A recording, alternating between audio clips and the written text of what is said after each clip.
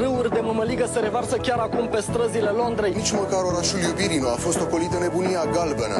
Mămăliga cucerește întreaga planetă, românii preiau puterea. Toată omenirea este în extaz, de la cei mai puternici oameni ai planetei la cei mai săraci, fiecare se bucură de mămăligă. Mesagerii noi ordini mondiale au pornit pe drumul mămăligii, cu dans, cântec și voie bună. Ai plecat, române, în 40 și aș versa peste mări și țări. Fără tine suntem toți agricultori. Hai noroc că te-ai născut român, Peste chefuri ești în lume stăpân.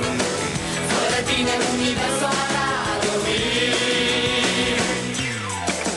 Să o facem lată, încă o dată, de viață să ne bucurăm.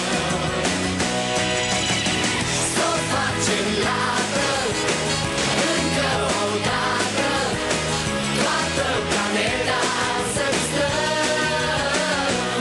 E rândul tău. Mămăliga de lux, cu mai mult mălai. Lumea întreagă se bucură de mămăligă. Locurile de mămăligă scad prețuri. Mămăligii la bursă atinge valori incredibile. Mămăligă de mentă. peste 10 ani cu ProTV, tu ai spart toate tiparele, fiindcă ești român și ai cu ce. 13 nu ne sperie deloc. Pentru ProTV înseamnă noroc. Hai cu toți să încingem o petrecere. Să o facem lată, încă o dată, de viață să ne bucurăm. Să o facem lată, încă o dată, toată planeta să visăm. E rândul tău. Să o facem lată, încă o dată, toată planeta să visăm.